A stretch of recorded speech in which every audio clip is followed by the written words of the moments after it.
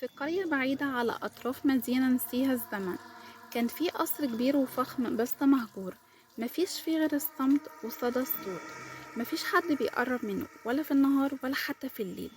بيقولوا العيلة اللي كانت عايشة فيه ماتت كلها فجأة وفي ليلة واحدة، واللي بيفتح باب القصر بيشوفهم مستنيينه. بداية القصة، القصر كان تابع لعيلة اسمها آل دمشقي، واحدة من أغنى العائلات اللي سكنت مصر في القرن التسعتاشر. المكان كان على هضبة عالية حوالينه شجر كثيف، وكأنه متغطي بستارة من ظلال مخيفة. العيلة ماتت كلها سنة 1907 في ليلة واحدة. الأب فهمي باشا، والأم جميلة هانم، والأبناء الثلاثة مصطفى ورقية وحسن. كلهم اتلقوا جثثهم في أوض نومهم، ووشوشهم مشوهة كأنهم شافوا حاجة تخضهم لحد ما ماتوا من الرعب. ومن وقتها القصر مقفول، بس في ناس بيحلفوا إنهم بيشوفوا نور بيتولع كل ليلة في الشبابيك، أو بنت بتعيط وبتنده من فوق. ندى طالبة آثار في كلية القاهرة، كانت بتحضر بحث عن العائلات القديمة، وسمعت عن قصة القصر ده.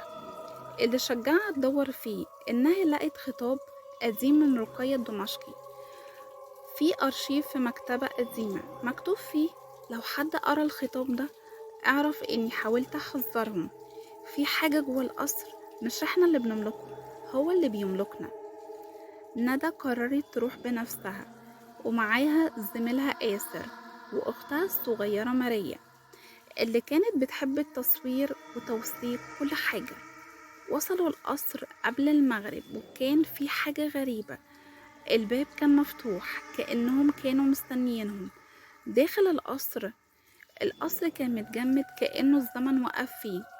الترابيزات عليها تراب، الصحون في المطبخ فيها أكل متعفن كأنه لسه من أسبوع، وكل ساعة على الحائط شكلها مرعب، لكن مش بتعكس الوقت اللي احنا فيه حاليا. ندى بدأت تلاحظ إن ماريا بتتكلم لوحدها، بتقول إنها شافت بنت الصغيرة بتناديها من فوق السلم، وعرضت عليها تلعب معاها، واسمها رقية. آسر قال لهم يلا نمشي، لكن الباب الرئيسي اختفى. مش اتقفل، لأ اختفى فعلا. ورجعوا يلاقوه نفسهم في أوض نوم جميلة. على السرير كان فيه فستان أبيض وعليه نقط دم ناشفة. ندى لقت مذكرات جميلة هانم، وكان فيها تفاصيل مرعبة. فهمي باشا كان مهتم بالسحر القديم، جاب كاهن من المغرب عشان يخلد ثروته للأبد. بس الكاهن قاله كل شيء له تمن. فهمي ضحى بروح خادمه، وساب طلاسم محفورة تحت القصر، بس الطلسم غلط، واللعنة اتحلت على العيلة كلها. ومن وقتها كل 50 سنة القصر ينادي على ناس يدخلوا وياخد أرواحهم، علشان يحافظ على لعنة الخلود مقابل الألم. ندى فهمت إنها في منتصف اللعنة ومفيش مفر، لكن في جملة كانت مكتوبة في آخر الصفحة: لو ضحيتي بحاجة بتحبيها ممكن تكسري اللعنة. ندى بصت لأختها ماريا وبدأت تبكي. آسر أول واحد. ماريا نامت وما رجعتش تصحى.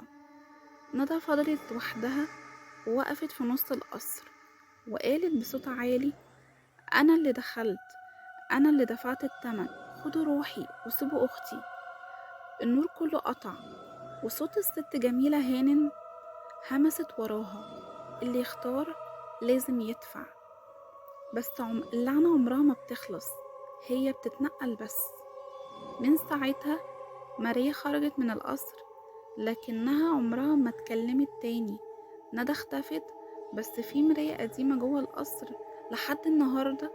كل اللي بيبص فيها بيشوف ندى واقفة مستنية.